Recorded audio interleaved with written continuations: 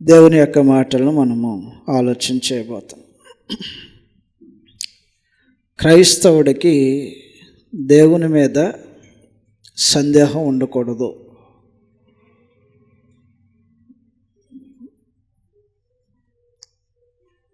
శిష్యుడిగా తీర్చబడిన తర్వాత ప్రభువైన యేసును వెంబడించేటువంటి వారికి దేవుని మీద అనుమానము, సందేహము ఉండకూడదు.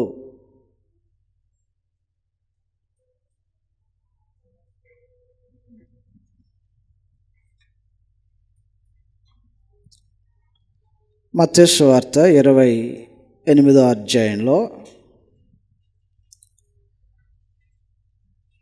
సువార్తను వినిపించి శిష్యులుగా చేస్తున్నారు. శిష్యుడు అవటానికి ముందు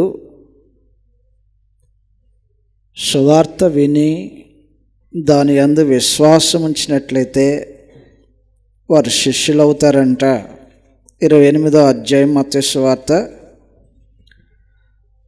19వ వచనంలో రాయబడినటువంటి సంగతులు మనం చదువుతున్నాం.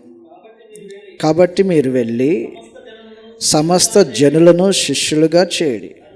తండ్రి యొక్కయు, కుమారుని యొక్కయు, పరిశుద్ధాత్మ యొక్కయు నామములోనికి వారికి బాప్తీసం ఇచ్చుచు నేను మీకు ఏ ఏ సంగతులను ఆజ్ఞాపించుతునో వాటన్నిటినీ గైకొనవలెనని వారికి బోధించుడి.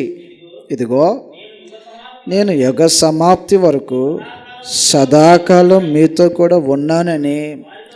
అందువలన ప్రభువైన యేసు తెలియచేసిన మాట ఇది. లోకం మీదకి వెళ్ళండి,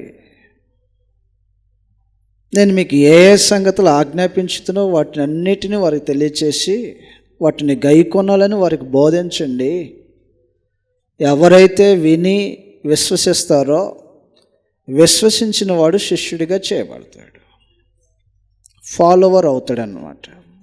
దేవుని అనుసరించేవాడు, క్రీస్తు ప్రభు యొక్క మాటల మీద నమ్మకం ఉన్నవారు, వారు క్రీస్తు యొక్క శిష్యులుగా పిలువబడతారు. ఇలాగన క్రీస్తు ప్రభు యొక్క శిష్యులుగా మార్చబడిన తర్వాత వారు క్రైస్తవులు అనబడతారు. కాబట్టి క్రైస్తవుడికి సందేహం ఉండకూడదు, అనుమానం ఉండకూడదు. ఎవరి మీద అనుమానం ఉండకూడదు అంటే దేవుని మీద అస్సలు ఉండకూడదు. దేవుని మీద అనుమానం కలిగి ఉండటం అనేది శిష్యుని యొక్క లక్షణం కాదు. నేను శిష్యుడిని, నేను క్రైస్తవుడిని, నేను దేవుని నమ్ముకున్నటువంటి వారిని అని మనము భావించేటప్పుడు నీ యొక్క విశ్వాస లక్షణం ఏంటంటే దేవుని మీద అనుమానము కానీ సందేహం కానీ అస్సలు ఉండకూడదు, సందేహపడకూడదు. విశ్వాస యొక్క లక్షణం కాదు అది సందేహపడటం. ఎప్పుడన్నా మీకు అనుమానం కలిగిందా? దేవుడి మీద అనుమానం కలిగిందా? దేవుని మాటల మీద అనుమానం కలిగిందా? దేవుని యొక్క ఆజ్ఞలను అనుసరించడం వలన కలిగేదానికి ఏదైనా దేవుడు తెలియచేసినప్పుడు అనుమానం కలిగిందా? సందేహం కలిగిందా? డౌట్ వచ్చిందా మీకు ఎప్పుడన్నా? దేవుడి మీద డౌట్ పట్టడం. రోమీలు రాసిన పత్రికలో విశ్వాస యొక్క లక్షణము దేవుడు ఏం చెప్తాడో దాన్ని నమ్మటమే తప్ప దేవుని యొక్క మాటల మీద అనుమానము సందేహం కలిగేది కాదు. మనలో ఎవరికైనా దేవుని మీద కానీ ఆయన పంపిన ప్రభువైన యేసు మీద కానీ అనుమానం ఉంటే అనుమానితుడు సందేహపరుడు అవుతాడు. కాబట్టి సందేహపరుడు శిష్యుడు కాదు. మనం దేవుని సరిగ్గా నమ్మట్లేదు.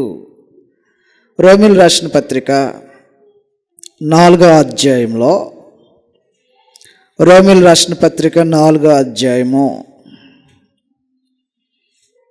18వ వచనంలో ఇలాగ రాయబడి ఉంటుంది. రోమీలు రాసిన పత్రిక 4వ అధ్యాయం 18వ వచనంలో నీ సంతానము ఎలాగు ఉండునని చెప్పిన దానిని బట్టి తాను అనేక జనములకు తండ్రి అగునట్లు నిరీక్షణకు ఆధారం లేనప్పుడు అతడు నిరీక్షణ కలిగి నమ్మెను. వయసు ఏమో దగ్గరగా 100 సంవత్సరాల వయసు. అది ఒక మనుషుడికి, అబ్రహాం అనే మనుషుడికి 100 సంవత్సరాల వయసులో నీకు బిడ్డలు కలుగుతారు అని చెప్పిన దాన్ని నమ్మే పరిస్థితి ఉండదు ఎవరికి. మనలో ఎవరికి చెప్పినా మనం నమ్మం. దేహాన్ని బట్టి నమ్ముదామంటే ఈ దేహము మృతతుల్యమైంది. లేదా మరొక విధానంలో ఒకవేళ దేవుడు సంతానం కలగ చేస్తాడు అనుకుని నమ్ముదామంటే అవకాశాలు లేవు, తనకి ఏ రూపంలో అవకాశాలు లేవు. ఆ సమయంలో దేవుడు చెప్పిన దాన్ని అతడు ఎలాగ నమ్ముతున్నాడు చదువుతాం చూడండి. సందేహం లేదంట. 20వ వచనం లాగా రాయబడి ఉంటుంది. అవిశ్వాసం వలన దేవుని వాగ్దానమును గురించి సందేహింపక, సందేహించేవాడు విశ్వాసి కాదు, అవిశ్వాసి. నమ్మలా, దేవుని నమ్మలా. అవిశ్వాసం వలన దేవుని వాగ్దానమును గురించి సందేహింపక అన్నాడంటే అవిశ్వాసం కలిగిన వాడు దేవుని యొక్క మాటలు నమ్మడు, దేవుని యొక్క శక్తిని నమ్మడు, దేవుని యొక్క వాగ్దానాలను నమ్మడు, దేవుడు ఏం చెప్పినా నమ్మడు. నేను నమ్ముతున్నాను అనుకుంటున్నాం అనుకోండి, దేవుడు ఏం చెప్పినా నమ్మాల. కాబట్టి విశ్వాస యొక్క లక్షణం అది. ఎక్కడందరం కూర్చుంటున్నామంటే, ఎలాగను కూర్చుంటున్నామంటే దేవుని నమ్ముతున్నాం, దేవుని మాటలు నమ్ముతున్నాం, దేవుని శక్తిని నమ్ముతున్నాం. అది విశ్వాస యొక్క లక్షణం. దేవుడు ఏం చెప్తే దాన్ని నమ్మటం, దేవుని యందు విశ్వాసం కలిగి ఉండి నమ్మటం.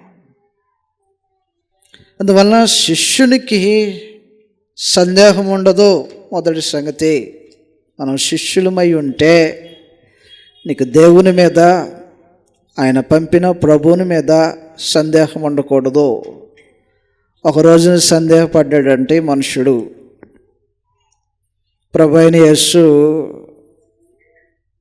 తన యొద్దకు విచ్చేసినటువంటి అనేక మందికి భోజనం పెట్టి పంపించాడు. పంపిన తర్వాత తన శిష్యులను గంపలలో ఎత్తమంటాడు. ఆ మొక్కలు వారు తినేసి వదిలేసినటువంటి మొక్కలను గంపల్లో ఎత్తమంటాడు. గంపలలో ఎత్తేస్తారు వాళ్ళు. మత్తయి సువార్త 14వ అధ్యాయంలో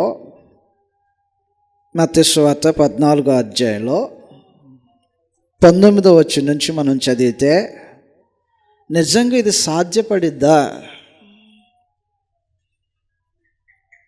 మనం ఎప్పుడైనా ట్రై చేసి చూడండి. వివాహాల్లో భోజనం పెడుతుంటాము, అనేక సందర్భాల్లో అనేక మందిని పిలిచి బహు సమాజానికి భోజనాలు పెడుతూ ఉంటాము. ఇలాంటి సన్నివేశాన్ని అసలు నిజంగా మనం నమ్మగలుగుతామా? వండిన పాత్రలనే మాటికి చెక్ చేసుకుంటాం మనం. జనాన్ని చూసి, వచ్చిన బంధువులను చూసి, సమావేశమైనటువంటి గుంపును చూసి, మనం ఏదైతే పాత్రలో భోజనాలు సిద్ధపరిచామో మాటికి ఒకసారి వెళ్ళి ఓపెన్ చేసుకోవటము, అంచనాకు రావటము, జనాన్ని చూడటము, వండిన పదార్థాలను ఒకసారి తొంగి చూసుకోవటము, సరిపోద్ది అనుకోవటము, కొన్ని మార్లు సరిపోదు అని ఒక అంచనాకు రావటం, ఆందోళన చెందటం. కానీ క్రీస్తు ప్రభు యొక్క అధికారం క్రింద దేవుడు ఎలాంటి కార్యక్రమాలు చేస్తున్నాడో చదువుతాను. 14వ అధ్యాయం 19వ వచనంలో, పచ్చిక మీద కూర్చుండుడని జనులకు ఆజ్ఞాపించి ఆ 5 రొట్టెలను 2 చేపలను పట్టుకొని ఆకాశం వైపు కన్నులెత్తి ఆశీర్వదించి ఆ రొట్టెలు విరిచి శిష్యులకి ఇచ్చాడంట. 5 రొట్టెలు 2 చేపలు. నిజంగా అవి ఒక పసిబిడ్డకు సరిపోయేటువంటి ఆహారం. అది ఒకని తల్లి కట్టి పంపించిందంట, లంచ్ బాక్స్లా కట్టి పంపించిందంట భోజనం చేయడానికి. మధ్యలో క్రీస్తు ప్రభుని వెంబడించే ప్రజల మధ్యలో ఒకవేళ మధ్యలో ఆహారం అవుతే స్నాక్స్ లాగా తినటానికి ఒక పసిబిడ్డకి ఒక తల్లి బాక్స్లో కట్టి పంపించినటువంటి ఆహార పదార్థాలు అవి. వచ్చినటువంటి ప్రజలేమో వేలల్లో ఉన్నారు. అందరినీ పచ్చిక మీద కూర్చోబెట్టాడు కృష్ణ ప్రభు. వాటి కొరకు ప్రార్థన చేసి అవి పంచి ఇవ్వటానికి శిష్యుల చేతికి ఇచ్చాడు. ఇచ్చేశారు. మొత్తం తృప్తిగా భోజనం చేస్తున్నారంట. 20వ వచనంలో రాయబడి ఉంటుంది. వారందరూ తిని తృప్తి పొందిన తర్వాత మిగిలిన మొక్కలు 12 గంపల నిండా ఎత్తిరి. ఎలా ప్రొడ్యూస్ అయ్యి ఉంటుంది దశలో? పట్టుకున్నప్పుడు 5 రొట్టెలు కదా వాళ్ళ చేతిలో ఉన్నవి. వెత్తేటప్పుడు ఎందుకు 12 గంపలలో ఎత్తుతున్నారు? ఎక్కడి నుంచి వచ్చాయి ఈ మొక్కలు? ఎలాగవుతున్నాయి ఈ మొక్కలు అభివృద్ధి? తిన్న ప్రజలెంతమంది? కింద భాగంలో మరలా మనం స్త్రీలను పిల్లను కాక తినిన వారు ఇంచుమించు 5,000 మంది పురుషులు. పురుషుల గురించి ఎందుకు మాట్లాడంటే పురుషులకు తెలుసు వాళ్ళకంటే వీళ్ళు ఎక్కువ తింటారని. అంతే అంటారా? ఏమో నాకు తెలియదు. మళ్ళీ మమ్మల్ని అన్నారని మీరు అనుకోవద్దు. స్త్రీలను పిల్లలు కాక పురుషులు 5,000 మంది ఉన్నారంట. 12 గంపలు ఎత్తారంట. 5 రొట్టెలు పట్టుకొని 12 గంపలు మరలా మిగిలిన ముక్కలు ఎత్తారు. మహనీయుడైనటువంటి దేవుని యొక్క శక్తి కృష్ణ ప్రభు చేత వెల్లడి చేయబడతా ఉంది. ఇటువంటి కార్యక్రమం జరిగించబడిన తర్వాత ఆయన మరొక స్థలానికి వెళ్ళిపోతాడు. శిష్యులందరూ ఆయన సమీపించడానికి ఒక దోణిలో ప్రయాణం చేస్తున్నారు. నడి సముద్రం మీద ప్రయాణం. అది రాత్రిపూట. సముద్రంలో అనుకోకుండా అలజడి రేగి గాలి కొడతా ఉంటుంటుంది. సతమతమైపోతున్నారు ఆ సముద్రం మధ్యలో ఉన్నటువంటి శిష్యులు, ఓడలో ఉన్నటువంటి శిష్యులు. సుమారు రాత్రి 4వ జాము అది. కాబట్టి వీళ్ళు ఆందోళన చెందుతూ ఉంటే, ఆందోళన చెందుతున్నటువంటి వారి దగ్గరికి ప్రభువైన యేసు వస్తాడంటే ఇలాగ 24వ వచనంలో 14వ అధ్యాయం 24వ వచనంలో అప్పటికి ఆ దోణె దరికి దూరముగా నుండగా గాలి ఎదురైనందున అలల వలన కొట్టబడుచుండెను. రాత్రి 4వ జామున ఆయన సముద్రము మీద నడుచుచు వారి వద్దకు వచ్చాడండి. నేల మీద నడిచిన ఏకైక వ్యక్తి, నడవగలిగిన వారు కృష్ణ ప్రభు మాత్రమే. అది ఏ మనుషుడు చేయలేడేగా భవిష్యత్తులో. నేల మీద నుంచండి కావాలంటే మీరు.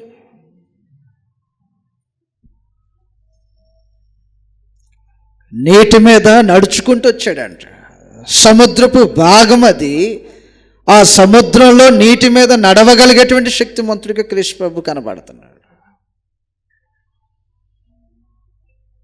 సముద్రపు మధ్య భాగంలో వారు ఉండి ఈ అలల చేత అటు ఇటు కొట్టబడతా ఉంటే ఎవరైనా వచ్చి సహాయం చేస్తారనేటువంటి ఆలోచనతో ఉన్నటువంటి వీరి దగ్గరికి ప్రభువైన యేసు నేల మీద నడుచుకుంటూ వస్తున్నాడంట. వీళ్ళ అభిప్రాయాలు ఏంటంటే, అప్పటి వరకు ఎన్ని కథలు విన్నారో వీళ్ళు. చెట్టుకి ఏలాడబడి ఉంటుంది దెయ్యం, బాగా చీకటిగా ఉన్నటువంటి చెట్ల మీద ఉంటాయి దెయ్యాలు అని ఏదో చెప్తుంటారు కదా మన పెద్దవారు పిల్లలకి. అదిగా ఆ చెట్టు మీద ఉంటుంది చూడండి. పిల్లలకి పెద్దవారు ఏదో ఒకటి చెప్తూ ఉంటారు వారిని భయపెట్టడం కోసం. ఎప్పుడని చెప్పారా మీరు? ఒక ఊరు బయట ఉంది, చెట్టు ఉంది చూసావు, రాత్రిపూట అక్కడికి వెళ్ళకూడదు, ఒక్కడే రాకూడదు, అక్కడ అస్సలు కూర్చోకూడదు. ఎందుకంటే ఊళ్ళో అందరు చెప్పుకుంటున్నారు అక్కడ దెయ్యాలు ఉంటాయని. ఏదో ఒక చెట్టు మీద ఉన్నట్టుగాను, ఆ చెట్టు ఎలాగుంటుంది అన్నట్టుగాను ఎన్నెన్నో కథలు చెప్పుకుంటుంటారు. వీళ్ళకి ఎలాగనిపించిందో ఈ భావన, నీటి మీద నడిచి వస్తే అది భూతం అనాలి అనిపించేటటువంటి భావన కలిగిందంట. ప్రభువైన యేసు వారు ఉన్నటువంటి దోణి దగ్గరకు వస్తుంటే నీటి మీద నడుచుకుంటూ వస్తున్నటువంటి కృష్ణ ప్రభుని చూసి భూతం భూతం అని అరవటం మొదలుపెట్టాడు. భూతం నీటి మీద నడిచిద్దా?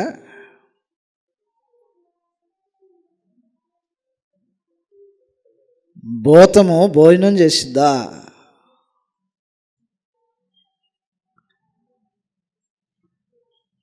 ప్రభువైన యేసుని భూతంగా భావించినప్పుడు ఆయన అనేక సందర్భాలు అంటాడు, మీరు తినేది నాకు ఇవ్వండి అంటాడు. రక్తమాంసాలు లేకపోతే ఎవడు తినడు కదా, ఇవ్వు అంటాడు. రక్తమాంసాలు కలిగి ఉన్నటువంటి వారు కదా తినేది, రక్తమాంసాలు కలిగి ఉన్నటువంటి వారు కదా నడిచేది. భూతం అనేటువంటి ఆలోచనతో వీళ్ళు మాట్లాడుతున్నారు. అంటే లాగా చదువుతాం, చూద్దాం. 25వ వచనంలో 25వ వచనం చదువుతాం. రాత్రి 4వ జామున ఆయన సముద్రం మీద నడుచుచు వారి యొద్దకు వచ్చును. ఆయన సముద్రం మీద నడుచుట శిష్యులు చూసి తొందరపడి భూతమని చెప్పుకొని భయము చేత కేకలు వేసిరి.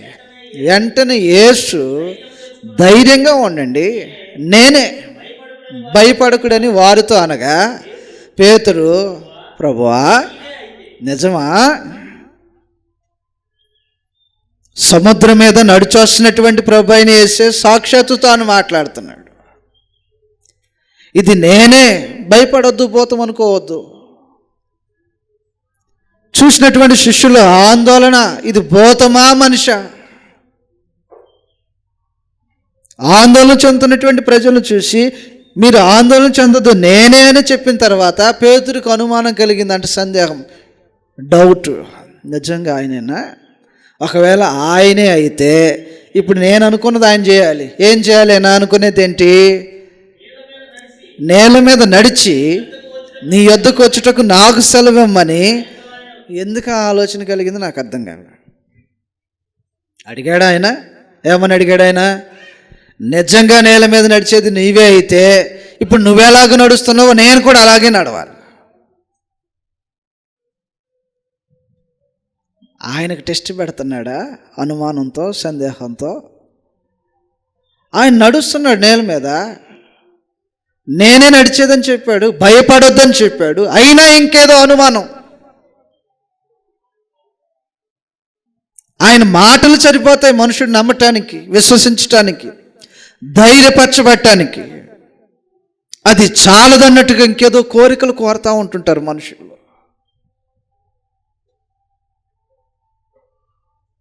గతంలో కూడా అనేక మంది ఎలాంటి కోరికలు కోరుతూ ఉంటుంటారు. నిజంగా నువ్వైతే,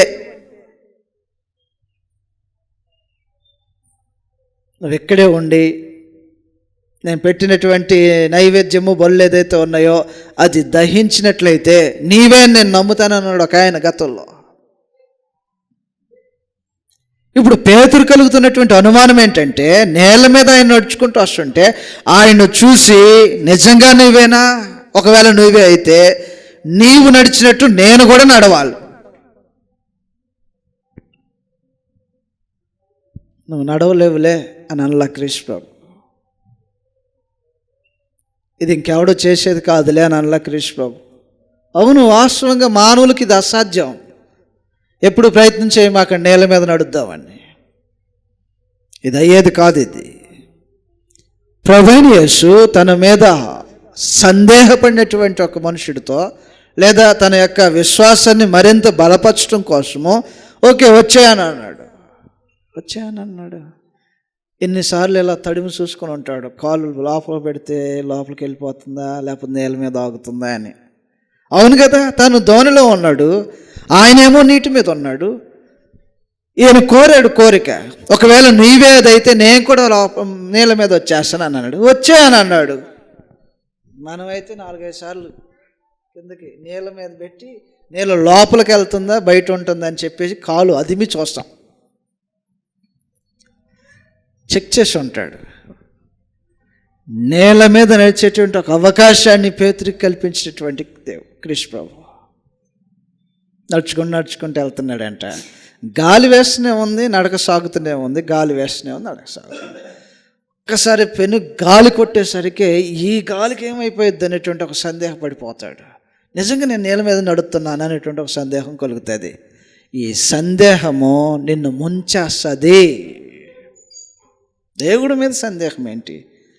కృష్ణ ప్రభు మీద సందేహం ఏంటి? దేవుని మాటల మీద సందేహం ఏంటి?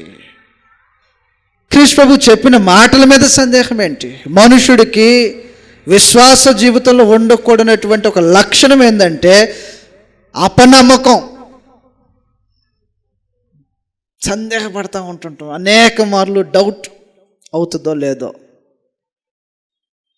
దేవుడు తోడు ఉంటాడో లేదో, దేవుడు చెప్పినట్టుగా నా జీవితం జరుగుతుందో లేదో, భవిష్యత్తు ఎలాగుండిద్దో ఏంటో, ఎన్నో విధాలుగా సందేహాలతో బ్రతుకుతూ ఉంటుంటారు అన్నమాట.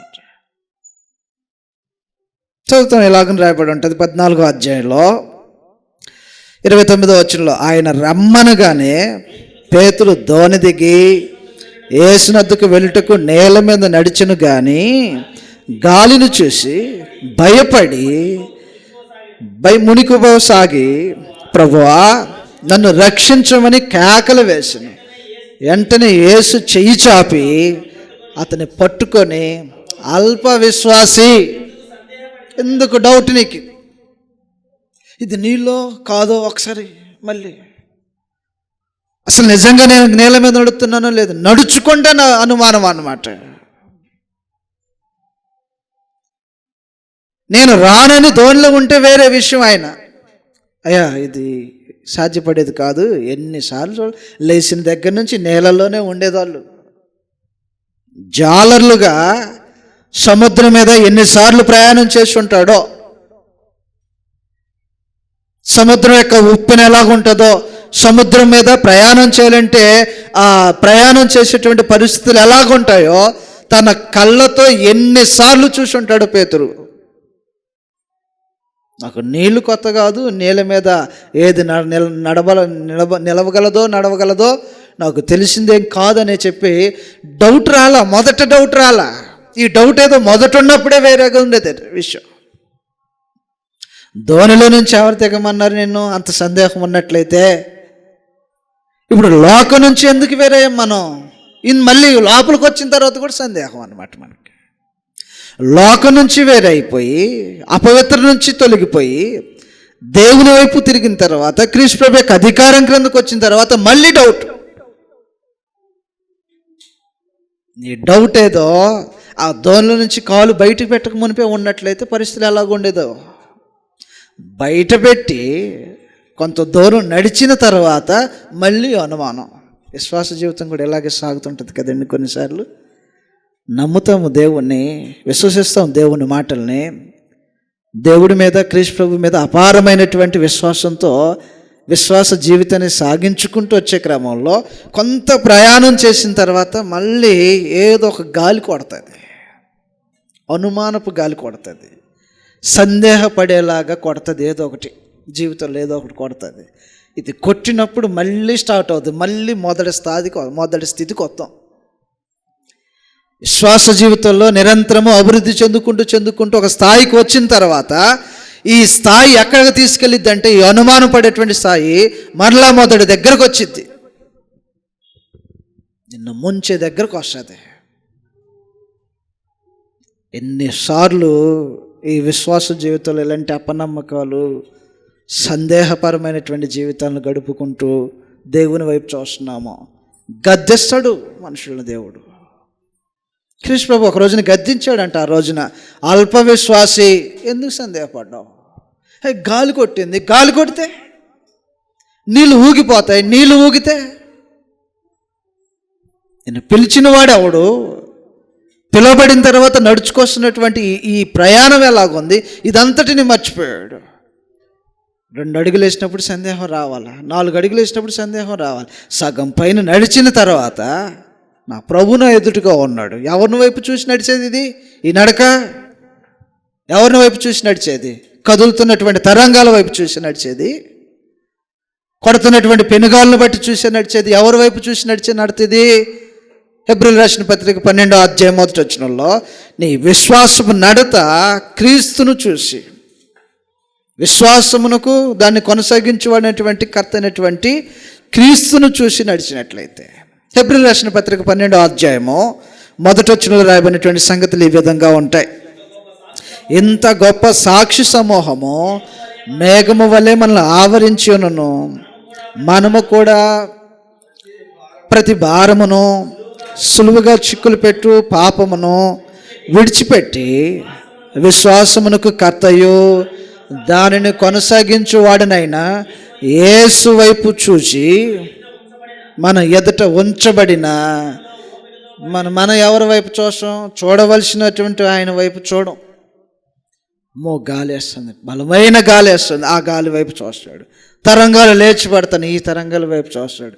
నిజంగా నీటి మీద ఉన్నానా లేకపోతే ఇంకెక్కడ ఉన్నానా, ఇదొక అనుమానము. ఇలాంటి అనుమానాలతో నీ విశ్వాస జీవితం సాగుతుంటే దానికి ఫలము దొరకదు. డౌట్ వద్దండి. దేవుడి మీద డౌట్ ఏంటి? క్రీస్తు ప్రభు మీద డౌట్ ఏంటి? విశ్వసించేవాడు కలవరపడకూడదంట. యోహాను సువార్త 14:1 విశ్వసించేవాడు కలవరపడడు, కలవరపడేవాడు విశ్వసించలేదని అర్థం. నేను నమ్మానండి నా దేవుణ్ణి. నిజంగా నమ్మారా మీరు? నమ్మితే మీలో కలవరం ఉండకూడదు, అనుమానం ఉండకూడదు, సందేహం ఉండకూడదు, అపనమ్మకం ఉండకూడదు, అవిశ్వాసం ఉండకూడదు. యోహాను సువార్త 14:1 రాయబడ, మీ హృదయములను కలవరపడనీయకుడి, దేవుని యందు విశ్వాసం ఉంచుచున్నారు, నా యందు కూడా విశ్వాసం ఉంచండి. దేవుని నమ్మండి, నన్ను నమ్మండి. ప్రభువైన యేసు యొక్క మాటలు ఇవి. నమ్మామా? నమ్మితే కలవరపడకూడదు, సందేహపడకూడదు. మొదట నమ్మాం కానీ ఇప్పుడు నమ్మట్లేదండి, ఇప్పుడు కొద్దిగా అనుమానం వచ్చింది. ఫస్ట్ బాగానే ఉంది కానీ సగం దాటిపోయిన తర్వాత అనుమానం వచ్చిందంట. ఏదో ఒక గాలి లాంటిది కొడితే. క్రైస్తవుడు దేవుని వైపు చూసి మరలా వెనక్కి తిరిగేలాగా దేన్నో ఒకదాన్ని, ఒక విపత్తుని బట్టి, ఆపదను బట్టి వెనక్కి తిరిగేవాడు అవిశ్వాసం అవుతాడు. దేవుని ద్వారా ఫలాలు అనుభవించలేడు మనుషుడు. అనుమానం కలగకూడదు.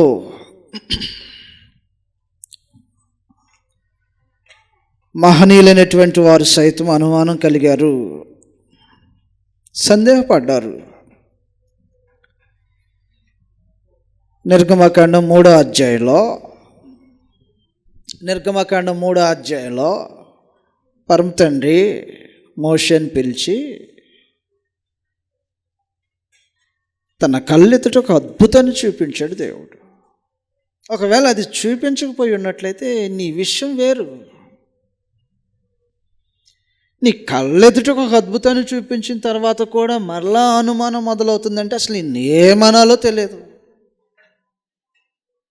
ఏంటో అద్భుతము? నిర్గమకాండం 3వ అధ్యాయము 1 నుంచి చదివితే లాగుని రాయబడి ఉంటుంది. మోషే మిద్యాను యాజకుడైన యిత్రో అను తన మామ మందను మేపుకుంటున్నాడు. ఆ మంద అరణ్య అవతల ఉంది. దేవుని పర్వతమైన హోరేబునకు వచ్చెను. ఒక పొద నడిమిని అగ్ని జ్వాలలలో యెహోవా దూత అతనికి ప్రత్యక్షమాయెను. అతడు చూసినప్పుడు అగ్ని వలన ఆ పొద మండుతుందంట, బగాని మండుతుందంట పొద.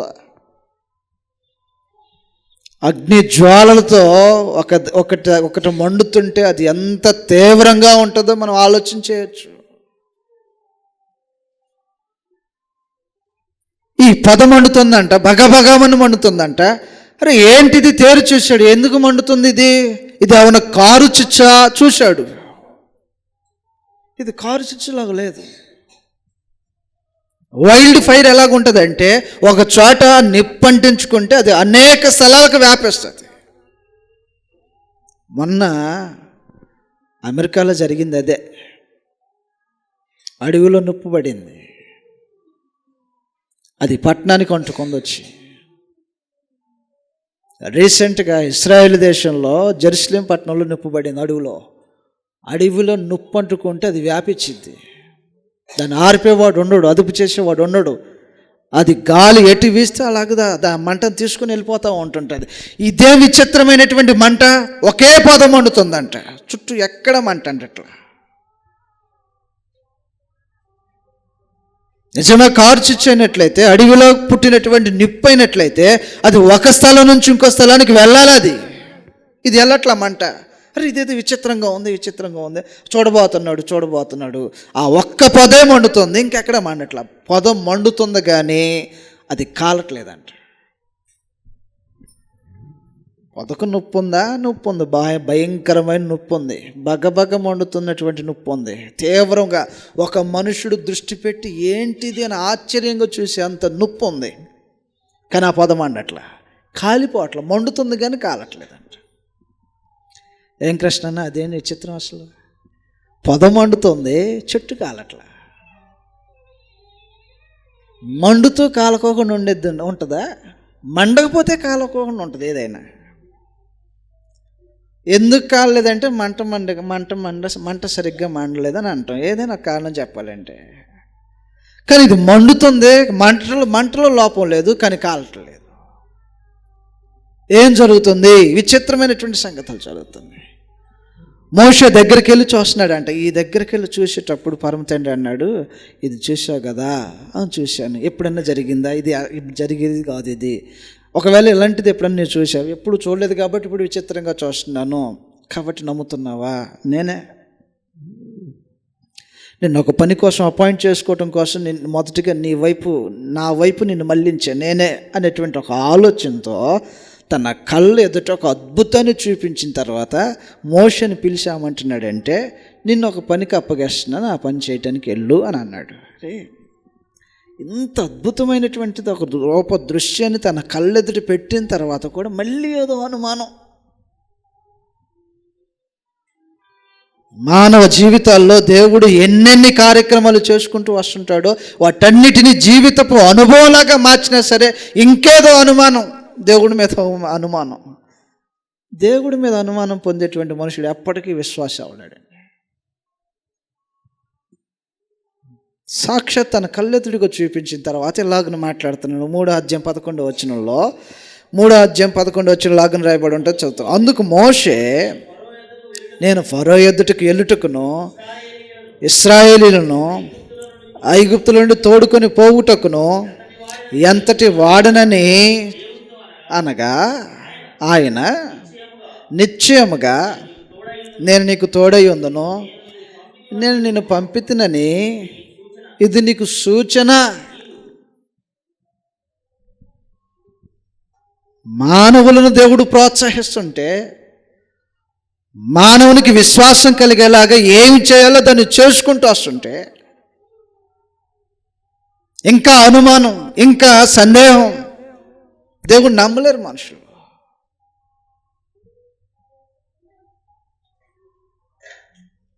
కాబట్టి అనుమానపడి దేవుని కోపానికి లోనవ్వద్దు.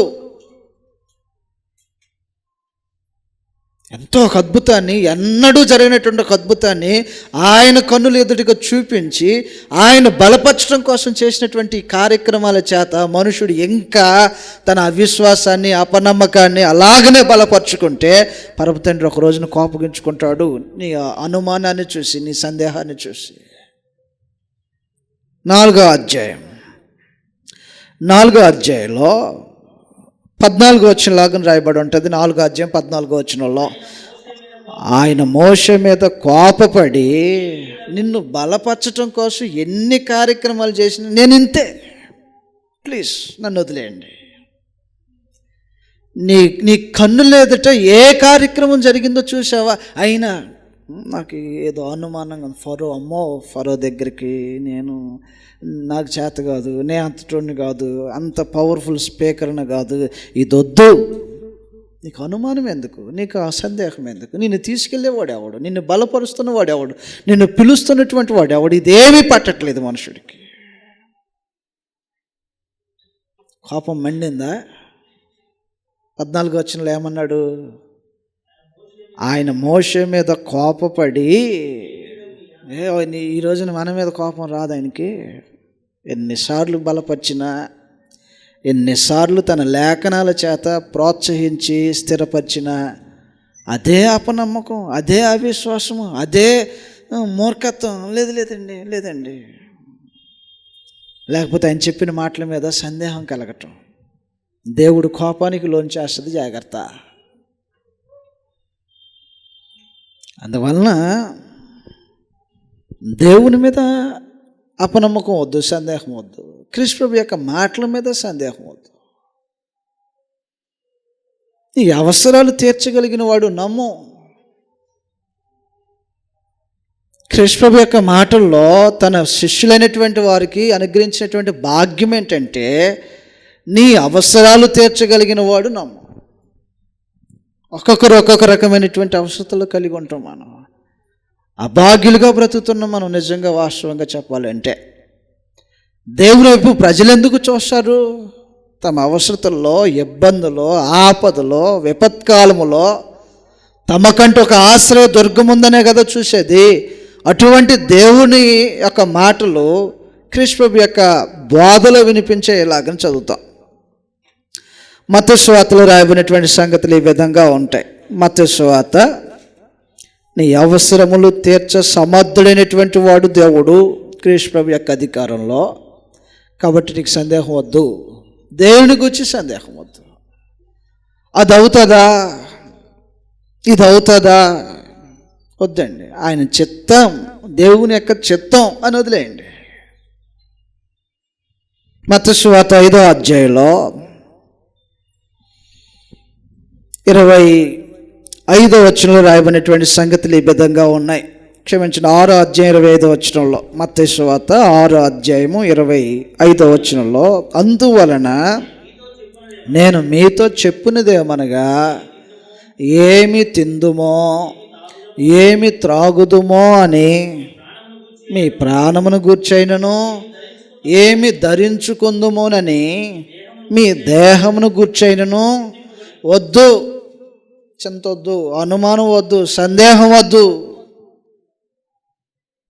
మనం బ్రతుకుతామా? సందేహం వద్దు. తినటానికి ఏమైనా దొరుకుతుందా? సందేహం వద్దు.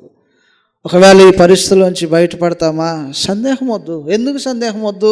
నిన్ను పిలిచిన వాడు నువ్వు సందేహపడేలాగా పిలిచేవాడు కాదు. సమస్తాన్ని ఏలుబడి చేసినటువంటి దేవుడు తన ప్రభువైన యేసు తన తన తన యొక్క కుమారుడైనటువంటి కృష్ణప్రభు నందు మనల్ని బిడ్డలుగా స్వీకరించడానికి ఇష్టపడినప్పుడు ఇంకా అనుమానపూరితమైనటువంటి బ్రతుకులు వద్దంటున్నాడు అన్నమాట. ఏంటో అనుమానము? ఏం తినాలా, ఏం త్రాగాలా, ఏం ధరించాలా, అవుతుందో లేదో, ఈ సంవత్సరం గడిచిద్దో లేదో, రేపు ఎలాగుండిద్దో ఏంటో, ఇంట్లో పరిస్థితులు ఎలాగుంటాయి ఏంటో, ఈ నెల ఇది వద్దు. ఈరోజు ఏం దయచేస్తాడో దానికోసం కనిపెట్టుకోవటము, ఉన్నదాంతో తృప్తి చెందడం. ఎందుకు? ఆకాశ పక్షులను చూపించాడు కదా. ఇలాగని మాట్లాడుతుంటాడు కింద భాగంలో 26వ వచనంలో ఇలాగని రాయబడి ఉంటుంది. 26వ వచనంలో, ఆహారము కంటే ప్రాణమును, వస్త్రము కంటే దేహమును గొప్పవి కావా? ఆకాశ పక్షులను చూడండి, అవి విత్తట్లేదు, కోయట్లేదు, కొట్లలో కూర్చుకోవట్లేదు. మనం విత్తుతున్నాం, కోస్తున్నాం, తీసుకొచ్చి కొట్లలో కూర్చుకుంటున్నాం. అయినా మళ్ళీ ఇంకా అనుమానం కదండి. ఆకాశ పక్షులు విత్తుతాయా? విత్తవు. కూర్చుకుంటాయా? కోసి కూర్చుకోవు. ఎలా బ్రతుకుతున్నాయి? రేపేం తినాలని చింతుండిద్ది అసలు వాటికి ఉండిద్దండి. రేపేం తినాలా, ఈ సంవత్సరం ఎలా గడిచిద్ది, చూస్తే తుఫాన్లు వచ్చాయి, వేసిన పంట అంతా పోయేలాగా ఉంది, రేపేంటి అన్న ఎప్పుడైనా ఆకాశ పక్షులు ఈ చింత ఉంటుందా? ఉంటుందండి. వాతావరణాన్ని బట్టి చింత పడుతుందా? 10 రోజులు ముసులు పెట్టనండి, చింత పడుతుందా? ఒకవేళ పంట సరిగ్గా రాలేదనుకోండి, ఆ సంవత్సరం చింత ఉంటుందా వాటికి? భూమి సరిగ్గా పంటనివ్వలేదనుకోండి, చింత ఉంటుందా వాటికి? ఏ చింత ఉండదు. వాతావరణం ఎలాగైనా ఉండని, పంట పండని పండకపోని, పరిస్థితులు ఎలాగున్నా దయపెట్టుకొని చూస్తుంటాయంట. ఈరోజు మాకు ఆయన ఏం పెడతాడో దయ చూస్తుంటాం. మనం ఏం చేస్తాం అంటే మన ఎబిలిటీ మీద ఆధారపడతాం. మనకే వాటికి ఉన్న తేడా అదే. మన సామర్థ్యాన్ని మనం చూసుకుంటాం, మన శక్తిని మనం చూసుకుంటాం, మన మీద మనం నమ్ముకుంటాం. మనల్ని మనం నమ్ముకోవటం వల్ల జరుగుతున్నటువంటి నష్టం ఇదంతా. అవి వాటిని నమ్ముకోవు, వాటికి ఆహారం పెట్టే దేవుని వైపు చూస్తుంటాయి. అంటే సందేహం లేదు, వాటికి పోషిస్తాడు, పుట్టించాడు కదా, పోషిస్తాడు. ఈరోజు ఏం పెడతాడో చూస్తాయి, దయ పెట్టుకొని కనిపెట్టుకొని చూస్తాయి అంట. ఆకాశ పక్షులను చూడండి, అవి విత్తవు, కొట్లలో కూర్చుకొనవు, అయినను మీ పరలోకపు తండ్రి వాటిని పోషించుచున్నాడు. మీరు వాటికంటే బహుశ్రేష్ఠులు కారా? ఏం అభయమండి అసలు ఇది! ఏం భాగ్యం ఇది! క్రైస్తవుడిగా బ్రతకటం, క్రీస్తుని అనుసరించటం. ఆ ఉద్దేశం ఏంటది? ఎందుకు చెప్పాడు? వాటిని చెప్పి మనల్ని ఎందుకు పోలుస్తున్నాడు అందుట్లో పెట్టి? ఆకాశ పక్షులను చూపించి నేడున్నటువంటి మానవాళిని ఏమి నేర్పించడానికి ఉద్దేశించాడు? క్రీస్తునందు విశ్వాసం ఉంచండి, దేవుని యందు విశ్వాసం ఉంచండి. ఈ విశ్వాసంలో నీ అవసరతలు, నీ ఎక్కర్లేంటో తీర్చబడతాయి. ఆయనకు బాగా తెలుసు అవి. నీకు వస్త్రం కావాలనే సంగతి తెలుసు, ఆహారం కావాలనే సంగతి తెలుసు, నువ్వు క్షేమంగా భూమి మీద మేలు అనుభవించాలనే సంగతి ఆయనకు బాగా తెలుసు. మీ పరలోకపు తండ్రి మంచివాడు కదా, నీకు ఏమేమి కావాలో మొదటిగా నేను తెలిసినవాడు కదా అని అన్నాడు. ఇంకా చింత ఏంటి? ఇంకా అనుమానం ఏంటి? ఇంకేదో అవిశ్వాసపు ఆలోచనలు ఎందుకో మనకి? ఎందుకంటే దేవుణ్ణి ఎరగాల్సిన రీతిలో ఎరగకపోవటం, నమ్మాల్సిన రూపంలో నమ్మకపోవటం అన్నమాట. వాటికంటే మీరు శ్రేష్ఠులు కారా? ఎంత ఉన్నతమైన వారిగా చేశాడు. అల్పమైన వాటిని పట్టించుకుంటున్నటువంటి దేవుడు, భూమి మీద లెక్కకు ఎన్నికగా లేనటువంటి వాటి మీద తన దృష్టి నిలుపుతున్నటువంటి దేవుడు, తన స్వరూపం తన పోలికలు నిర్మాణం చేయబడినటువంటి నరజాతిని పట్టించుకోవాలనుకోవటం అనేది అనుమానం, అవిశ్వాసం. అది అందువలన విశ్వాసముతో మీ అక్కర్లు తీర్చగలిగినటువంటి దేవుని వైపు కనిపెట్టండి. అవిశ్వాసం వద్దు, అపనమ్మకం వద్దు. మీకు వస్త్రం కావాలనే సంగతి తెలుసు, ఆహారం కావాలనే సంగతి తెలుసు, ఆరోగ్యం కావాలనే సంగతి తెలుసు, క్షేమము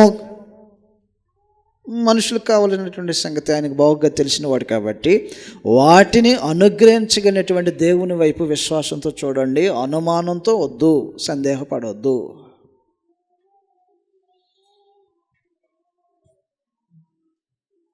ఇది జీవితపు అనుభవాన్ని ఉద్దేశించి మాట్లాడాడు ఒక ఆయన.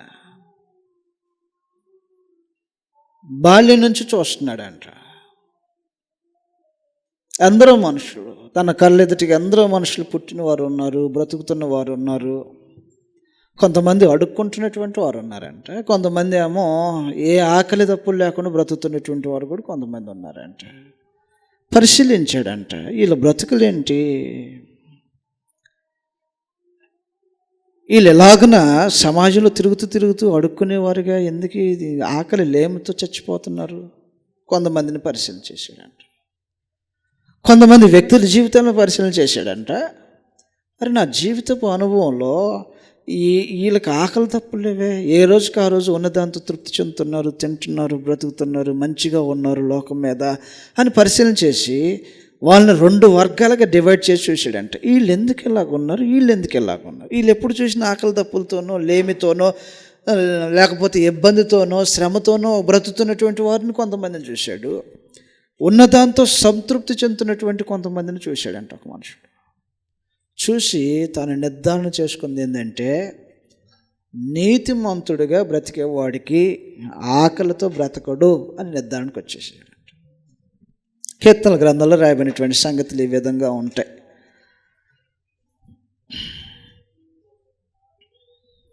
కీర్తనల గ్రంథంలో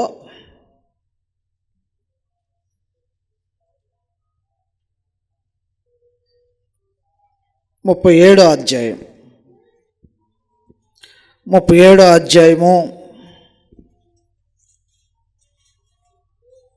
25వ వచనంలో రాయబడినటువంటి సంగతులు ఈ విధంగా ఉంటే మనం చదువుదాం. కీర్తనల గ్రంథం 37:25. నేను చిన్నవాడినై ఉంటిని, ఇప్పుడు ముసలివాడినై ఉన్నాను. ఆయన ఎంత సంవత్సరాలు బ్రతికాడో నిజంగా మనకు తెలియరాల. 40 సంవత్సరాలు ఏలుబడి చేశాడంటే దగ్గరగా నిండు ముసలితనానికి వచ్చాడనే మాట వాస్తవం. రాజుల మొదటి గ్రంథం 1వ అధ్యాయంలో దావీదు వృద్ధాప్యమందు ఉండగా అతని దేహము వణుకుతుంది అని అన్నాడు, చలితో వణుకుతుంది అని అన్నాడు. ముసలివాడిగా ఉన్నాడని అర్థం. కాబట్టి ముసలితనం అంటే చాలా సంవత్సరాలు గడిచినటువంటి వాడిగానే ఉన్నాడు. ఎంతమందిని చూసి ఉంటాడో చిన్నతనం నుంచి, ఎన్ని తరాల ప్రజలను చూసి ఉంటాడో. తను చూసినటువంటి ప్రజల్లో తను అబ్జర్వేషన్ చేసి గమనించింది ఏంటంటే, నేను చిన్నవాడినై ఉన్నప్పటి నుంచి ఇప్పుడు ముసలివాడినై ఉన్నాను. ఈ జీవితపు లైఫ్ స్పాన్లో ఎంతమంది క్షేమంగా బ్రతకడం చూశాడో, ఏనాటికి ఆనాడు సంతృప్తిగా తిన్నటువంటి ప్రజలను చూశాడో, ఎంతమందిని క్షేమం లేనటువంటి పరిస్థితుల్లో చూశాడో, తినడానికి ఆహారము, ధరించడానికి వస్త్రాలు లేమి, ఇబ్బంది పడుతున్నటువంటి ప్రజలను చూశాడో. వీటన్నిటిని చూసి వీళ్ళు ఎందుకు ఇలాగున్నారు అని తను ఆలోచన చేసినప్పుడు తన మనసులో తట్టిందంట. ఏమని తట్టిందంటే, అయినను నీతిమంతులు విడవబడుట కానీ వారి సంతానము భిక్షమెత్తుట కానీ నా జీవితంలో చూడలేదని అన్నాడు. ఎవడికి ఉండదు లోటు లోపం, ఎవడికి దక్కుతుంది ఆహారము, ఎవడికి అనుగ్రహించబడుతుంది నిత్యము తనకు కావలసినటువంటి అవసరతలు. నీతిమంతులైనటువంటి వాడిని దేవుడు వదిలిపెట్టడు. చిన్నతనం నుంచి చూస్తున్నాడంట, ముసలితనం దాకా చూశాడంట.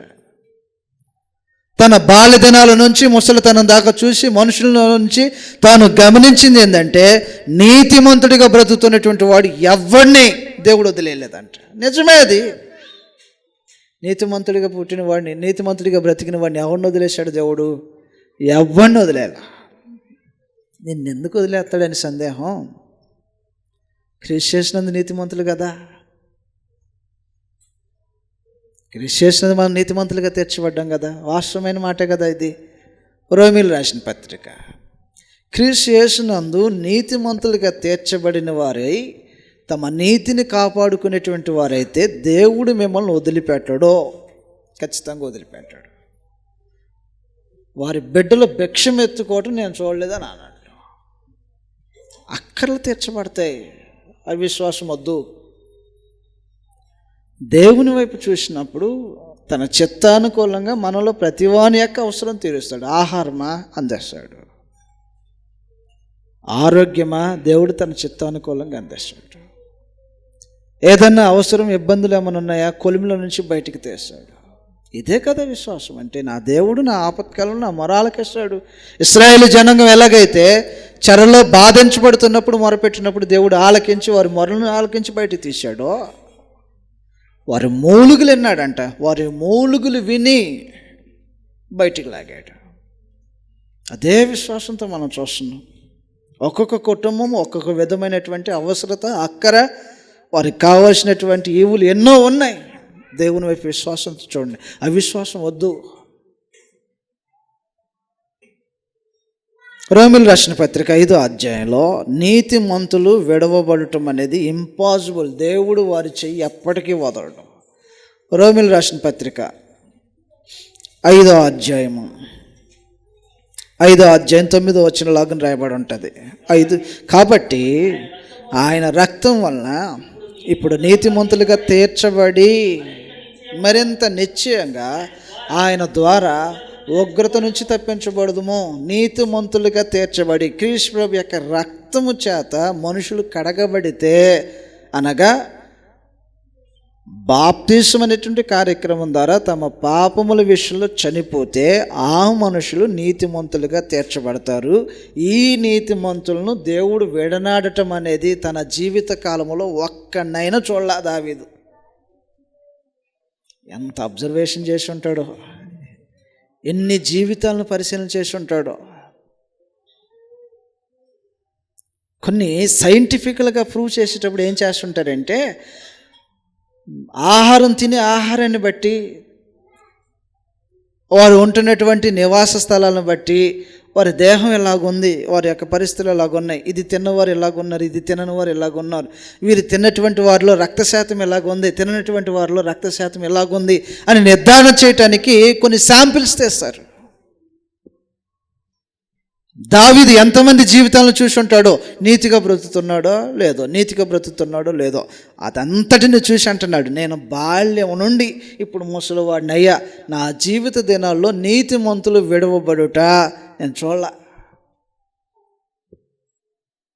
నీతిగా బ్రతికి చూడండి. క్రీస్తు చేసినందు నీతిని కాపాడుకోండి. నీతిమంతులుగా తీర్చబడ్డాం కదా, ఆ నీతిని కాపాడుకుంటూ బ్రతుకుతుంటే మనల్ని ఎలాగే వెన్నాడతాడు అనేటువంటి సందేహం కలుగుతుంది. అసలు అనుమానమా? వారి బిడ్డలు, వారి సంతానం భిక్షమెత్తుకోవటం నేను చూడలేదని అన్నాడు. పోషించగలడు దేవుడు, పోషకుడు ఆయన. ఎంత అద్భుతమైనటువంటి పోషకుడు అంటే, సుమారుగా 6 లక్షల మంది ఉన్నటువంటి జనాన్ని పోషించిన వాడు ఆయన. జనాన్ని చూస్తే ఎక్కడ చూడు ప్రజలే తప్ప భూమి కనపడినంత సర్ఫేస్ మీద ఉన్నటువంటి జనాన్ని ఆయన పోషించినటువంటి దేవుడు ఆయన. ఒక రోజున అంటాడు అన్నమాట, మోషేతో పిలిచి, ఈ జనం అందరికీ నేను మాంసం పెట్టాలనుకుంటున్నాను అన్నాడు. ఈయనకు అనుమానం ఆయన మీద. ఏంటయ్యా అని అన్నాడు. మాంసం పెట్టాలనుకుంటున్నాను అన్నాడు. మాంసం ఇవ్వాలనుకుంటున్నాను అన్నాడు. మాంసం పెట్టగలను నేను అన్నాడు అనుకున్నాను. అంటే లోకం మీద ఉన్న జంతువులు, పశువులు, సముద్రంలో ఉన్నటువంటి చేపలు ఇవన్నిటినీ మొత్తం తీసుకొచ్చి పెట్టినా వీళ్ళకి చాలు. ఆయన అనుమానం చూడండి. నేను పెట్టేవాడిని నేనైతే నీకెందుకు అనుమానం? పోషించేవాడిని, అనుగ్రహించేవాడిని, వాళ్ళకు కావలసినటువంటి దాన్ని సమకూర్చగలిగినటువంటి వాడిని, సమస్త సామర్థ్యం కలిగిన వాడిని నేనని ఆయన అంటుంటే ఈయనకున్న సందేహం ఏంటంటే, ఈ భూప్రపంచంలో పశువులు ఎక్కడెక్కడ ఉన్నాయో అటన్నిటిని తీసుకొచ్చి ఇక్కడ పెట్టి, సముద్రంలో ఉన్నటువంటి చేపలు ఎన్ని ఉంటాయి, సముద్రంలో చేపలు ఎన్ని ఉంటాయి, చెరువులో చేపలు ఎన్ని ఉంటాయి, లైవ్ ఫిష్లో చేపలు ఎన్ని ఉంటాయి, సముద్రంలో ఎన్ని ఉంటాయి, బోల్డ్ అని చేపలు, అవన్నీ తీసుకొచ్చి ఇక్కడ పోసినా వీళ్ళకి చాలా అండి.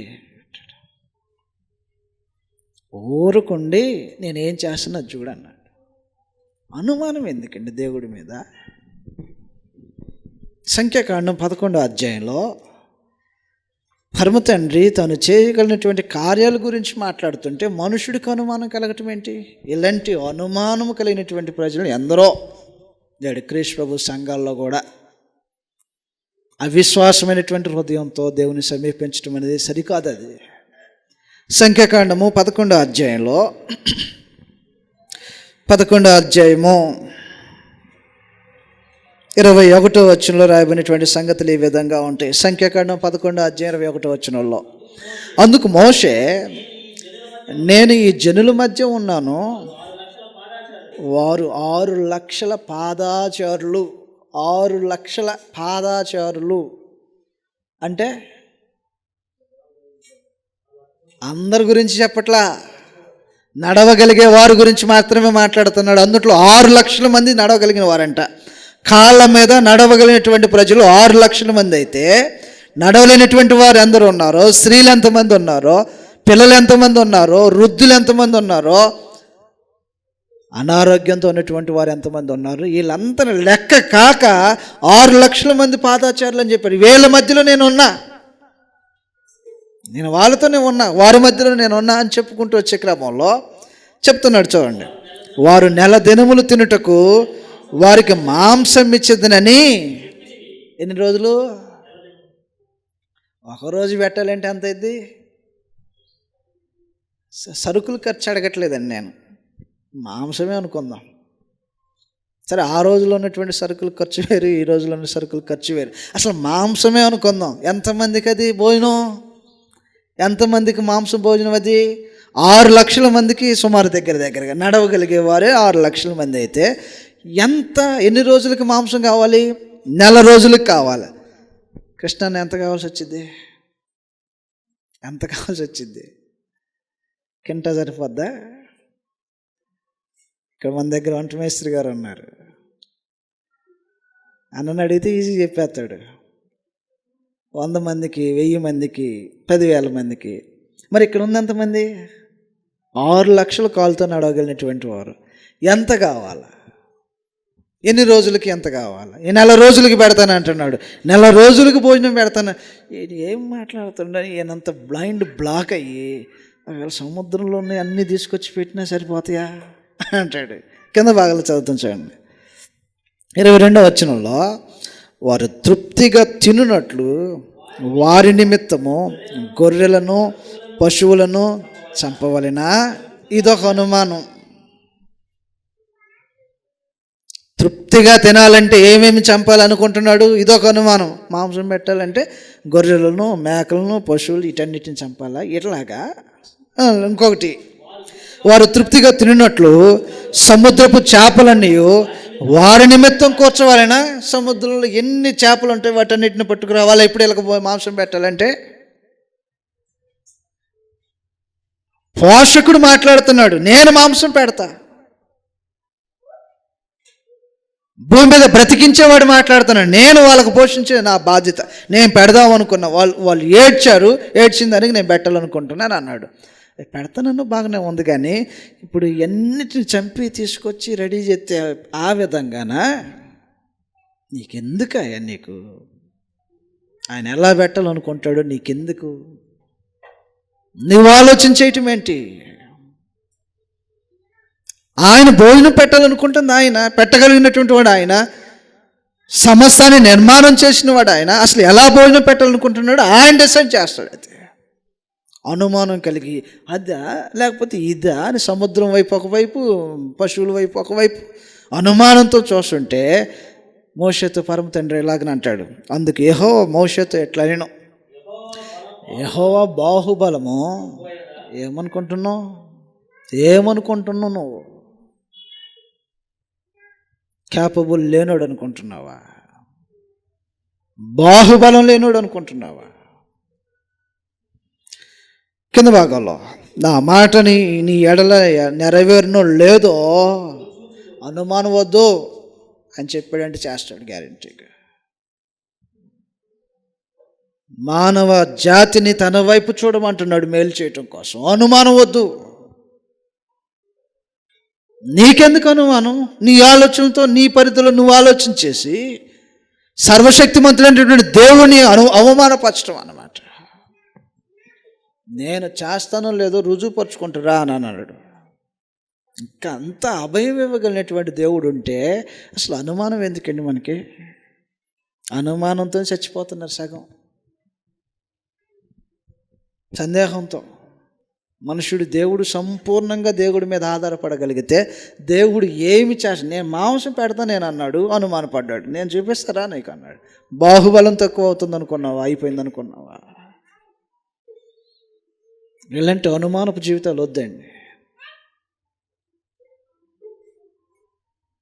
గొప్ప భవిష్యత్తుని ఇవ్వటానికి దేవుడు ఇష్టపడుతున్నాడు. దీని మీద కూడా అనుమానం కలిగిన వారు ఉన్నారు. భవిష్యత్తు గొప్పగా చేయటానికి, గొప్ప భవిష్యత్తుని ఇవ్వటానికి దేవుడు మనల్ని పిలిచాడు. నీకు గుడ్ ఫ్యూచర్ ఉంది నీకని పిలిచాడు. నీకు మంచి భవిష్యత్తు ఉంది రా అని అన్నాడు. దీంట్లో కూడా అనుమానం కలిగినటువంటి ప్రజలు అనేక మంది ఉన్నారు. ఒక రోజున ప్రజలను, శిష్యులైనటువంటి వారిని పిలిచాడంట. మీ ఫ్యూచర్ బాగుండిద్ది రండి అని పిలిచాడంట. పిలిచాడు. పిలువబడినటువంటి ఆయన మొదటిగా తాను వెళ్ళాడు. ఫ్యూచర్ భవిష్యత్తు ఎలాగుంటుందో ఆ స్థలానికి తాను వెళ్ళాడు. చనిపోయాడని అర్థం. క్రీస్తు ప్రభు చనిపోయాడు. చనిపోతే ఒక గొప్ప భవిష్యత్తు కోసం పిలువబడినటువంటి వారిలో అనుమానం మొదలైంది. యోహాను సువార్త ఒక మనుషుడు ఎలాగో అనుమానం చెందుతున్నాడు అనమాట. బ్రతుకున్న దినాల్లో ఎన్ని మార్లు చెప్పాడో, నేను మరలా తిరిగి లేవటం గ్యారెంటీ, నేను మరలా లేస్తా. అనేక సందర్భాల్లో మనం చదువుతూ ఉంటాం అన్నమాట. మనిషి కుమారుడు అప్పగించబడతాడు, సిలువ వేయబడతాడు, 3వ దినమున అగత్యమున లేస్తాడు అని చెప్పాడు. మత్తయి సువార్తలో కానీ లోకా సువార్తలో కానీ చాలా సందర్భాల్లో ఆ వంచకుడు బ్రతుకున్నప్పుడు 3వ దినమున లేస్తానని చెప్పాడండి. ఒకవేళ ఆయన శిష్యులు ఎత్తుకెళ్ళి లేచాడు, ఆయన చెప్పినట్టే చేశాడని అంటారేమో. దీనికి లాక్ వేయండి, సీల్ వేయండి అని వేయించారు మత్తయి సువార్త 27వ అధ్యాయంలో. కాబట్టి బ్రతుకున్న దినాల్లో తాను ఏం చేయబోతున్నాడో, తాను ఏ విధంగా తాను తిరిగి లేవబోతున్నాడో తాను చెప్తే, అదే భవిష్యత్తు కోసం మీ కొరకు కూడా నేను సిద్ధపరిచా, మీకు కూడా శాశ్వతమైన జీవం ఉంది, మీ భవిష్యత్తు బాగుంటుంది అని పిలువబడినప్పుడు వచ్చాడంట. అనేక మంది వైదొలిగి వెళ్ళిపోతూ ఉంటే ప్రభువైన యేసును వెంబడించక మధ్యలోనే వెళ్ళిపోయిన వాళ్ళు చాలామంది వెళ్ళిపోతే ప్రభువైన యేసు అడుగుతాడు, మీరు కూడా ఏమైనా వెళ్ళిపోవాలనుకుంటున్నారంటే లేదండి, మేము నిత్యజీవం పొందాలనుకునే వాళ్ళం, నిత్యత్వం అనుభవించాలనుకునేవారం, నిత్యజీవం మాటలు నీ దగ్గర ఉన్నాయని మేము చూసాం, కాబట్టి నిన్ను వదిలిపెట్టి వెళ్ళిపోయేది లేదని ఆ కమిట్మెంట్తో ఒక రోజున ఆయన దగ్గర నిలబడినవాడు ఆ సమయం రానే వచ్చేసింది, ఆయన చనిపోయాడు, తిరిగి మరలా లేపబడ్డాడు, ఒక రోజున కనపడ్డాడంట అందరికీ, ఈ మధ్యలో ఏం లేడు.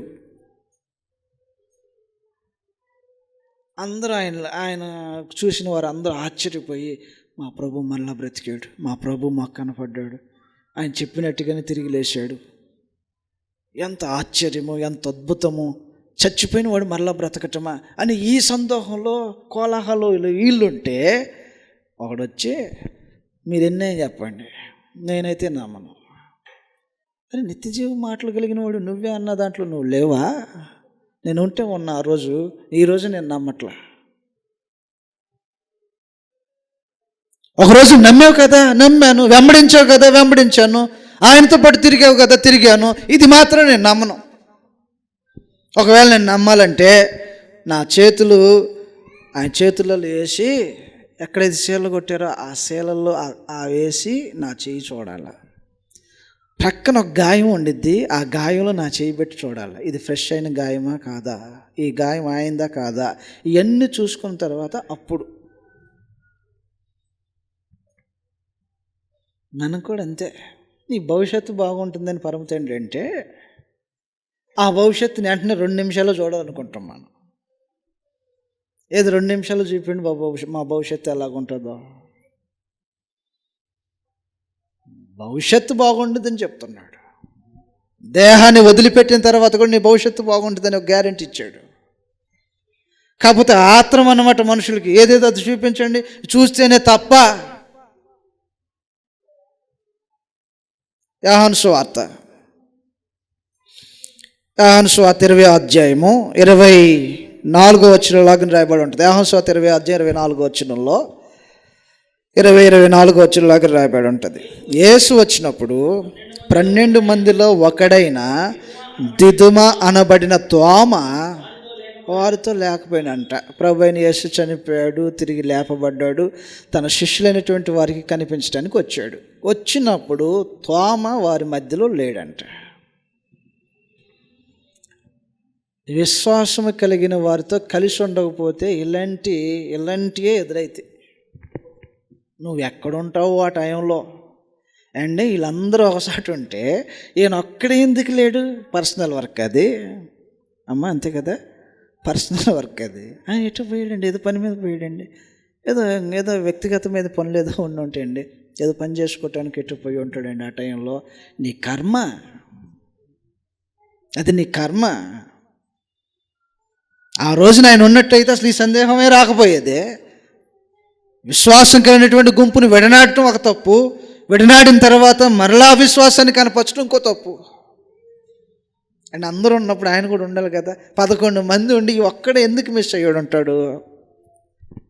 తిరుగుతున్నాడా బయటపడి అటు ఇటు? వీళ్ళందరూ ఒకసారి కూర్చొని ఏదో తమ విశ్వాసము అవిశ్వాసము గుంపులో ఉన్నారు, అందరూ కలిసి ఉన్నారు, భయంతో లోపల ఉన్నారు, దేవుని కోసం సహాయం కోసం చూస్తున్నారు. ఒకవేళ రోమా ప్రభుత్వం తమల్ని ఏమి చేస్తారంటే భయంతో లోపల ప్రార్థన చేస్తున్నారు.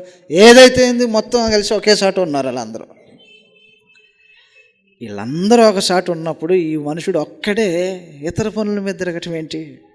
సంఘం అంతా కూడుకుంటే మనకు పర్సనల్ పనులు ఉంటాయి. సమాజంగా కూడుకోవటం అనేది దేవుని యొక్క ఆలోచన. వారంతరం మధ్యలో కూడుకోవడానికి అందరూ వచ్చినా సరే మన పనులు మనకుంటాయి. ఏదనంటే బ్రదర్ చాలా పనులు ఉన్నాం, బిజీగా ఉన్నాం, పనులు ఉంటే తప్పలేదు. కానీ ఊరకని ఇంటి దగ్గర ఉండి కూడా ఇక్కడికి వచ్చి వాళ్ళు టైం వేస్ట్ చేసుకోవటం అన్నట్టుగా భావించి ఏంటి దేవుని సమ్ముఖానికి వచ్చి టైం వేస్ట్ చేసుకోవటం సోమరితనం అన్నమాట. అది ఎన్నిసార్లు ఈ సోమరితనం ప్రదర్శించారో మీకే తెలియాల. ఇంటి దగ్గర ఖాళీగా ఉంటారు, సమయం ఉంది, అనువైనటువంటి సమయం ఉంది, అయినా సరే రారు. ఎక్కడ మీటింగ్ అన్నా రారు, ప్రార్థన అన్నా రారు. అవసరమైతే ఇంకో గంట సేపు ఆ గంట పడుకోవడానికి ఉపయోగించుకుంటారు.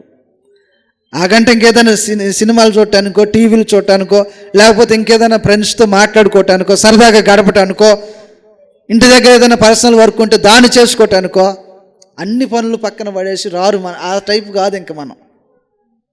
స్నేహితులు ఎవరైనా వచ్చినా పక్కకి, ఫ్రెండ్స్ ఎవరైనా వచ్చినా పక్కకి, ఇంకేదైనా క్రికెట్ మ్యాచ్లు వచ్చినా పక్కకి నెట్టేసి దేవుని సమీపించి దేవుని మాటలు వినిపిస్తున్నాయి కదా, దేవుని స్తుతించే భాగ్యం దొరికింది కదా అని శ్రద్ధతో వచ్చే వాళ్ళ సంఖ్య తక్కువ. ఈయనకేం పని ఉందో మనకులాగా, మనబోటోడే కదా ఈ తోమ దిదుమా. అవును, మనబోటోడే. ఏందా మనబోటోడే అంటే అర్థం ఏంటి? అందరూ ఒకసారి ఉంటే ఆయన ఒకసారి ఉంటాడు, అందరూ ఒక పనిలో ఉంటే ఆయన ఒక పనిలో ఉంటాడు. పోయినోడు పోయినట్టు ఉండక వీళ్ళు వచ్చేసరికి చెప్తున్నారు మేము మన ప్రభువును చూసామని. అంటే రెండేం చెప్పండి బ్రదర్, మన విశ్వాసమే కదా. ఇప్పుడు దాకా ఆయన వెంబడించింది అందుకోసం కదా. ఆయన ఏదో వెంబడించాము, ఇప్పుడు లేడు ఆయనే లేడు, మళ్ళీ ఆయన కనపడ్డాడు అనేది ఇది ఒక వదంతి, ఇది ఇప్పుడు మళ్ళీ నేను నమ్మాలా అంటున్నాడు అనమాట. ఇప్పుడు ఏం చేయాలి దిదుమని? కింద భాగంలో రాయమని సంగతులు 26-24 వచనంలో, యేసు వచ్చినప్పుడు 12 మందిలో ఒకడైన దిదుమ అనబడిన తోమ వారితో లేకపోయాను గనుక తక్కిన శిష్యులు మేము ప్రభువును చూసితమని అతనితో చెప్పగా, అతడు నేను ఆయన చేతులలో మేకుల గుర్తును చూసి నా వేలు ఆ మేకుల గుర్తులో పెట్టి నా చెయ్యి ఆయన ప్రక్కలో ఉంచితేనే కానీ అసలు ఏం విశ్వాసము. ఎందుకు వెంబడించాడు? మొత్తం గాల్లో కలిసిపోయింది. ఎందుకు ఇప్పుడు దాకా ఆయన శిష్యులకు పిలువబడ్డాడు? మొత్తం పోయింది. ఆయన ఎటు వెళ్తే అటు, ఆయన ఎటువైపు ప్రయాణం చేస్తే అక్కడికి, ఆయన బోధలు వినటం, ఆయన మాటలు వినటం, ఆయన చెప్పిన దాన్ని గ్రహించటం, ఎన్నో ఉపమానాలు చెప్తుంటే ఆ ఉపమానాలు ఏంటని అడిగి మరి అడగటం, ఇది మొత్తం ఒక్క దెబ్బ పోయింది. తాత్కాలికమైనటువంటి నమ్మకాలు ఇవన్నీ. కనిపిస్తున్నాడంటే నమ్ముతాం, కనపట్లేదంటే ఆయన లేనప్పుడు ఇంకేంటి అసలు బతికేది? మళ్ళీ నేను చూడలేదా? ఎక్కడ చూశాడు? యెరూషలేములో సిలువ వేయటం నేను చూడలేదా? చచ్చిపోయాడు నిర్ధారణ చేసుకున్న తర్వాత పాతి పెట్టింది నేను చూడలేదా? సమాధికి సీలు వేసిన సంగతులు మనకు తెలియదా? మళ్ళీ ఆయన బ్రతికొచ్చాడు. ఎవడు సీలు తీశాడు? ఎలాగ బ్రతికాడు? బ్రతికినాడు ఎలాగను కనపడ్డాడు? ఇది అనుమాన జీవితం, ఇది సందేహపడే జీవితం ఇది. అందుకని దాని ఫలం ఏమన్నాడంటే, అరే బాబు నీకంటే చూడకుండా నమ్మారు చూడు, నేను లేచనే సంగతి చూడకోకుండా, నా చేతిలో చేతులు పెడతానని నీకులాగా ఆలోచన చేయకోకుండా దేవుడు ఆయనను లేపాడు, నేను నమ్ముతున్నా అని నమ్ముకున్నాడు ఉంటాడు చూడు, ఆడు భాగ్యవంతుడు నీకంటే అని అన్నాడు. సరిపోయిందా?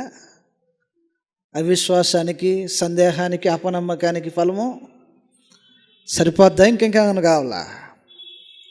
ప్రభువైన యేసు మాట్లాడు ఇలాగ నేరుగా 27వ వచనంలో, నీ వ్రేలు ఇటు చాచి నా చేతులు చూడము, నీ చెయ్యి నా ప్రక్కలో ఉంచి అవిశ్వాసి కాక అవిశ్వాసమే ఉండమను. అందుకు తోమ ఆయనతో, నా ప్రభువా. ఎప్పుడు?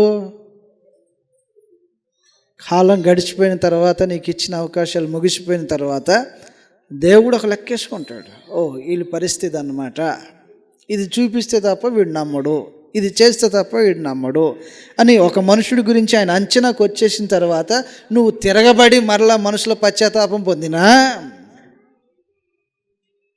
తిరగబడి పశ్చాత్తాపం పొందే మనుషులు ఉంటారు అన్నమాట. అంతా జరిగిపోయిన తర్వాత అనాల్సినటువంటి మాటలు అనేసేసాడు, అవిశ్వాసాన్ని కనపరుచుకున్నాడు, అభద్రతా భావంలో బ్రతికాడు, నిత్యజీవపు మాటలు కలిగిన వాడు అనేటువంటి ఆలోచన స్పృహ మర్చిపోయాడు. ఇదంతా తిరగబడిన తర్వాత చూశాడు అనమాట. అప్పుడు వచ్చేసిన డోంట్ వరీ, ఇక మీదట అలాగని అండవు, నీ స్థాయి దిగిద్ది. నువ్వు చేసిన తప్పిదం జరిగిందా, అవిశ్వాసం కనపడిందా, అపనమ్మకం వెల్లడి చేసావా, నీ స్థాయి ఆటోమేటిక్గా దిగిద్ది. దిగిన స్థాయిని మళ్ళీ తీసుకొచ్చి పెట్టడు. ఎక్కడికి దిగిద్ది? కింద భాగం చదివితే దిగిద్ది. 28-29 వచనంలో, యేసు నీవు నన్ను చూసి నమ్మితివి, చూడక నమ్మిన వారు ధన్యులని అతనితో చెప్పేసేసాడు. నీకంటే వాళ్ళు బెటర్, నీ పొజిషన్ దిగిద్ది, ఇంకొకటి పొజిషన్ ఇచ్చిపడిద్ది. దేవుడు నీ అపనమ్మకాన్ని సమర్థించడో ఒప్పుకోడు. అనుమానం వద్దు, సందేహం వద్దు. యాకోబు పత్రిక 1వ అధ్యాయంలో ఒక సంగతి చదివేసి మనం ముగించబోతున్నాం. యాకోబు పత్రిక 1వ అధ్యాయంలో అనుమానం వద్దు. దేవుని సమీపించేటప్పుడు అనుమానం వద్దు, దేవుని అడిగేటప్పుడు అనుమానం వద్దు. దేవుని చేత మేళ్ళు పొందుకోవాలని మనసు నీకుంటే సందేహం లేకుండా బ్రతుకు. సందేహం లేకోకుండా, అనుమానం లేకోకుండా, అవిశ్వాసం లేకోకుండా నా దేవుడు నాకు ఇది దయచేస్తాడు, సింగిల్ మైండ్తో ఉండు. ఇది చేయగలడు నా జీవితంలో, బలంగా నమ్ము. యాకోబు పత్రిక 1వ అధ్యాయం 4వ వచనంలాగా రాయబడి ఉంటుంది. యాకోబు పత్రిక 1వ అధ్యాయం 4వ వచనంలో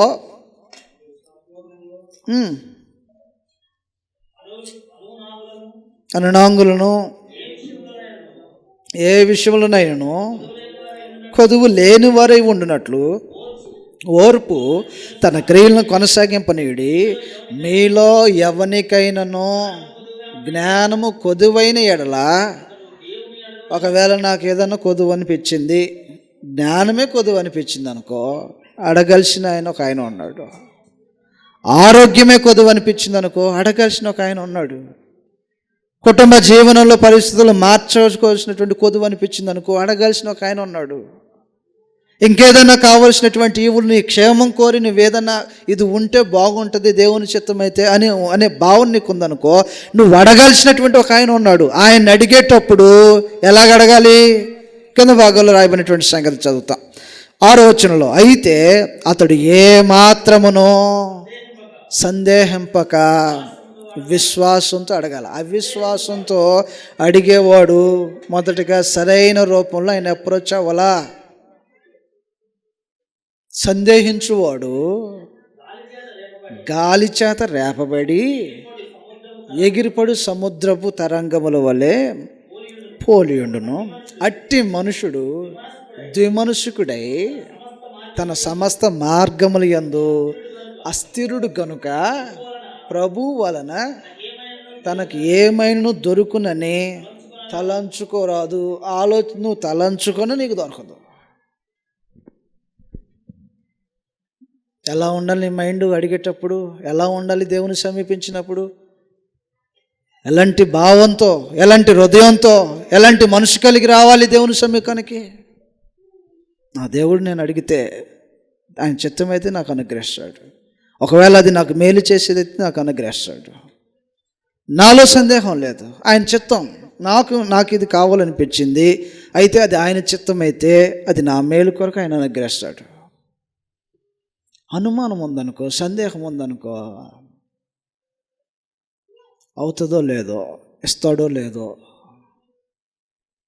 అబ్రహాము ఏమాత్రం అనుమానపడినా క్యాన్సిల్ చేసేవాడేమో. ఎందుకని చెప్పాడు, ప్రభు వలన తనకు ఏదైనా దొరుకునేమోనని తలంచుకోకూడదు. ఇప్పుడు కొందా, ఇప్పుడు ఇంక బిడ్డలు కష్టమే, అయితే చూద్దాం. నేను 2 మైండ్లు ఉంటాయి చూడు. ఈ 2 మైండ్లు వాడికి ఏమీ దొరకదు. సందేహించువాడు ఎవడైనా సరే అనుమానపడి అడిగినట్లయితే, సమీపించినట్లయితే, ప్రభువు వలన తనకు ఏదైనా దొరుకునేమోనని తలంచుకోరాదు. అసలు నీ ఆలోచన వద్దేగా అనుమానంతో ఉంటే. సందేహం అనేది పాపం, దేవుణ్ణి అవమానించటం. నీ అనుమానము దేవుణ్ణి అవమానించటానికి కారణమవుతుంది. అలా చేయొద్దు. సమీపించే మనుషులు విశ్వాసంతో సమీపించండి.